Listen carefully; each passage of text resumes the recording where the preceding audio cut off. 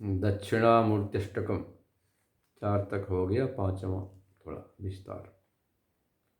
देहं प्राणमपीन्द्रियाण्यपि चलां बुद्धिं च शून्यं विदो स्त्रीबालान्दजडोपमास्त्वमहमिति भ्रान्ता विषमवादिनः मायाशक्तिविलासकल्पितमहा व्यामोहसंहारिणे तस्मै श्रीगुरुमूर्तये नमः। इदं दक्षिणामूर्तये। आचार्य कहते हैं कि दार्शनिक जगत में भी बड़े बड़े दार्शनिक भी आत्मा से मुग्ध रहते हैं। कोई शरीर को आत्मा मान लेता है, चार्वाक दार्शनिक शरीर को आत्मा मान कर भटक रहे हैं। तो किसी ने प्राण को आत्मा मान लिया, तो किसी ने इंद्रियों को, किसी ने बुद्धि को, बौद्धों ने शून्य को। चार्वाक बोलते हैं चारुवाको यश स चार्वाक। महाराज सुनने बड़ी सुंदर इनकी बातें लगती है, बड़ी मीठी मीठी प्यारी बातें लगती।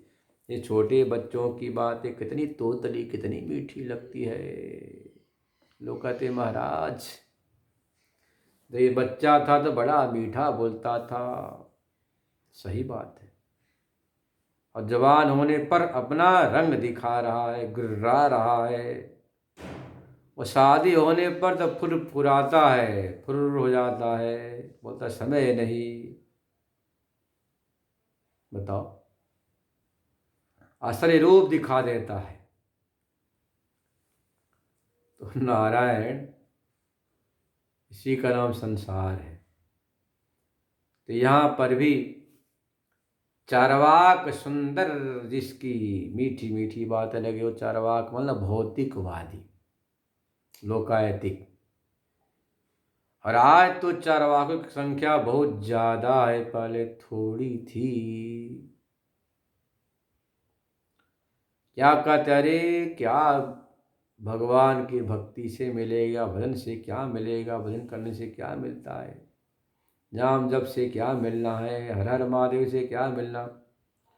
अरे खूब कमाओ, खूब कमाओ, खूब मस्ती से जियो, यही तो संसार है। मरने के बाद कौन देखा है आत्मा क्या, परमात्मा क्या, स्वर्ग क्या, नरक क्या। भस्मीभूत देहस्य कुतः पुनरागमनम। शरीर के भस्म होने के बाद क्या आया, किसने देखा कि कौन आया कौन नहीं आया।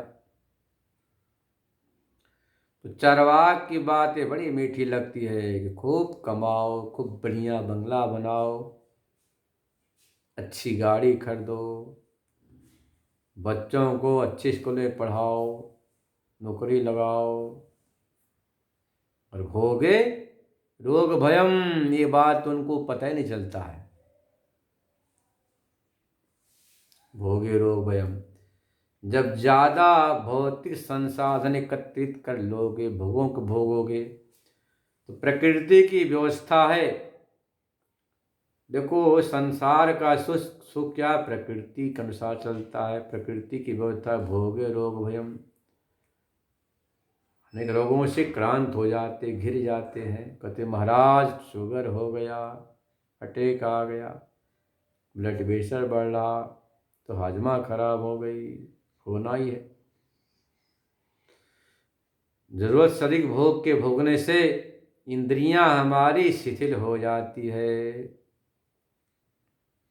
तो चार्वाक क्या कहता है कि अरे क्या रखा है, किसने भगवान को देखा। क्या बोलते, किसने भगवान को देखा है।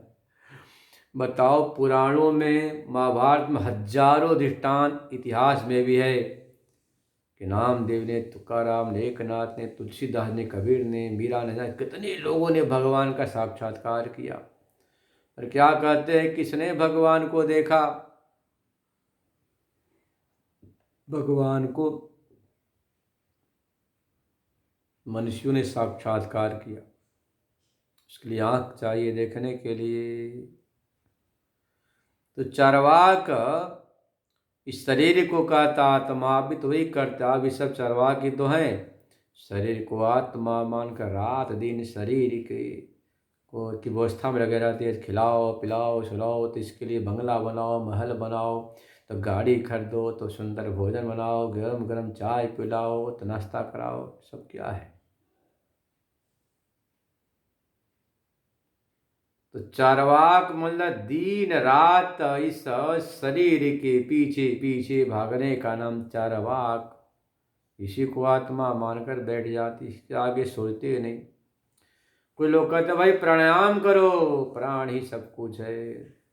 तो कुछ कहते नहीं नहीं पढ़ो लिखो, बुद्धि सब कुछ है विज्ञानवादी। तो कुछ कहते शून्य ही आत्मा है।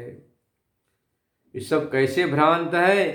तो कहते हैं जैसे कि स्त्री, वो कहानी सुने होंगे ना, एक बड़ा पढ़ा लिखा पति था आदमी, उसने अपने पत्नी की परीक्षा ली। उसने कहा देखो देवी, जो है ना, मैंने फला आदमी को मार दिया है, उसका ये सर है, किसी को बताना नहीं, बड़ा अनर्थ हो जाएगा। एक बकरे के को मारकर कपड़े से उस गले को ढक दिया और खून थाली में था। कहा देखिए खून है, इसका मुंडा है, किसी को नहीं बताना, बड़ा अनर्थ हो जाएगा। काजी में आपकी घरवाली, मुझ पर विश्वास नहीं, आपका शत्रु मेरा शत्रु, आपका मित्र हमारा मित्र, मैं क्यों बताऊंगी। शाम होते होते सबको मालूम पड़ गई। सबने कहा जी हमने सुना है तुमने अपने दुश्मन को मार दिया। किसने कहा? तो मैंने सुना है। पूरे गांव में बात फैल गई। तो उसने कहा अरे देवी लोग क्या कह रहे? बोला लोग क्या कह रहे मुझे क्या पता। तब किसने कहा? बोला मैंने थोड़ा कही। बोला तुमने नहीं कि तुम्हारी जवान मुख ने बोल दी होगी। तो ऐसे ही स्त्री भोली भांति भीरू होती हैं। ऐसे बेचारे इन लोगों ने, जैसे स्त्री पराधीन होती है ना, पति का अधीन रहना। देखो बचपना में पिता के अधीन, शादी होने पर पति के अधीन, अब पति शरीर छूटने के बाद बच्चों के अधीन। स्त्री स्वातंत्र्यम अर्हति, मनु महाराज कहते हैं स्त्री स्वतंत्र नहीं रहती। ऐसे ही आप स्त्री के समान इस शरीर के अधीन हो जाते। बस शरीर कहता कि सो जाओ तो सो गए, शरीर कहता खा लो तो खिला दिया, शरीर कहता कि अजी जरा चलो घुमाने तो घुमाने ले गए। तो शरीर के समान, स्त्री के समान आप शरीर की पराधीनता करते रहते हैं। दूसरा दृष्टांत दिया बाल का। बाल मतलब बालक। किसी ने कह दिया छोटे बच्चे को देखो जल्दी स्कूल से पढ़कर आ जाया करो, अन्यथा फलाने बट वृक्ष के ऊपर बड़ा भारी ब्रह्म राक्षस रहता है, बड़ी बड़ी दांत हैं, बड़ी जटाएं हैं, बड़ी बड़ी लंबे हाथ बच्चों को पकड़ता है। एक दिन बच्चे को देर हो गई, दस जब आया तो रास्ते में उस पेड़ पर देखा तो अरे बड़ा भारी ब्रह्म राक्षस, बड़ी बड़ी जटाएं हैं, तो बड़ी बड़ी दांतें हैं, तो हाथ है। और तो महाराज कल्पना करके डर गया, बीमार पड़ गया। बोले क्या हुआ? बोले पापा ब्रह्म राक्षस ने हमको पकड़ लिया।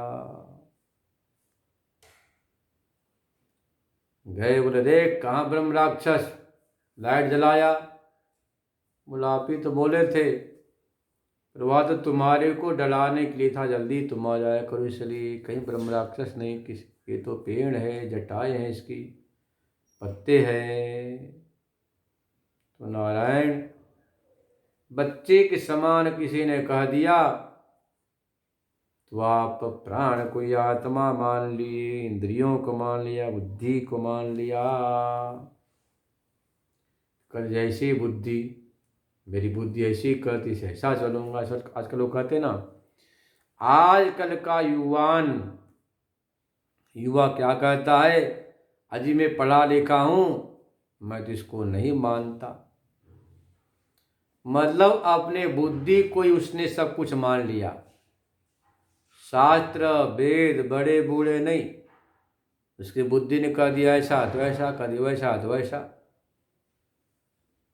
ये पहले भी आज भी हैं, बुद्धिवादी बोलते। और आगे बोलो तो शून्य को आत्मा, शून्य ही आत्मा, आत्मा आत्मा कुछ नहीं, भगवान कुछ नहीं होता, ऐसा भी लोग करके भटक रहे संसार में विषमवादिना। ऐसा बोलकर भ्रांता भ्रांत हैं। माया शक्ति विलास कल्पित महा व्यामोह संहारिणे।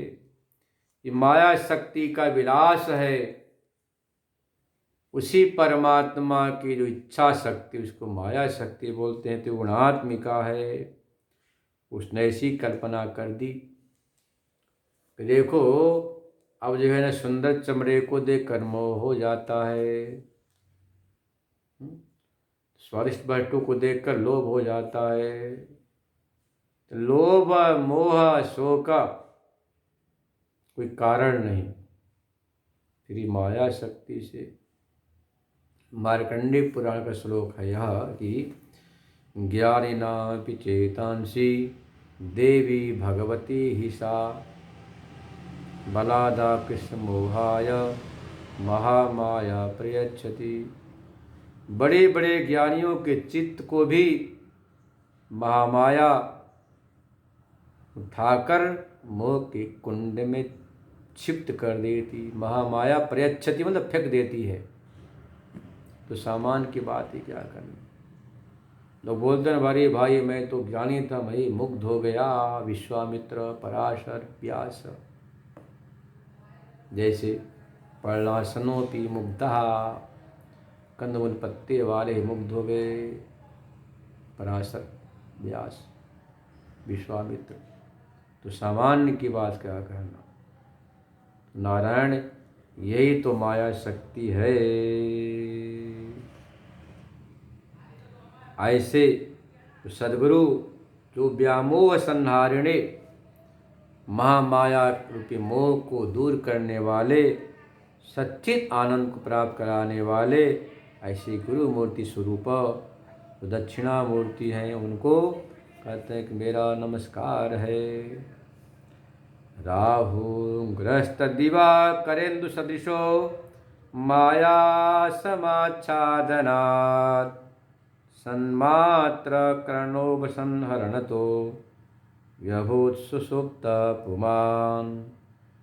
रागव स्वाप समेति प्रबोध समये यह प्रत्यभिज्ञायते तस्मै श्री गुरुमूर्तये नमः इदं दक्षिणामूर्तये।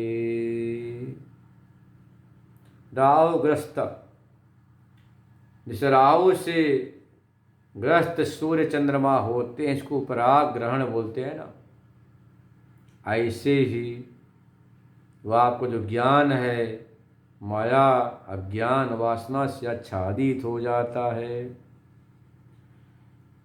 सुषुप्ति अवस्था में आप सब कुछ भूल जाते हैं। जैसे जगते हैं तो क्या कहते हैं, अब स्वापसम, सुखपूर्वक मैं सोया, कुछ भी नहीं जाना। प्रबोध समय यह प्रतिविज्ञायते, प्रतिविज्ञा बोलते हैं तत्ता इदंता उगाही, ज्ञान का नाम प्रतिविज्ञा है। अब कहते भैया बड़े सुखपूर्वक सोया, कुछ भी नहीं जाना, इसका नाम प्रतिविज्ञा है। सुषुप्ति में सुखपूर्वक सोया, कुछ भी नहीं जाना। ऐसे ही जो सद्गुरु आत्मज्ञान का उपदेश करते हैं, आत्मज्ञान के उपलब्ध होने के बाद आप क्या कहते हैं, एतावंतम कालम अहम भ्रांत, अरे इतने समय तक मैं भ्रांत था।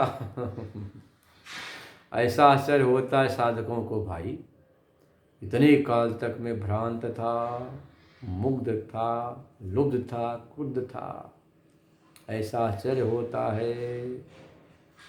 तो ऐसा सद्गुरु जो आत्मक ज्ञान प्रदान करके माया रूपी आच्छादन, जो राहु और केतु के समान सूर्य चंद्रमा को ढकते वैसे आपके ज्ञान रूप सिर को ढक देता है, उसको छिन्न भिन्न करने वाले जो सद्गुरु हैं, गुरुमूर्ति, जो दक्षिणामूर्ति भगवान, उनको बार बार मेरा नमस्कार है। शेषकाल श्रवण करेंगे।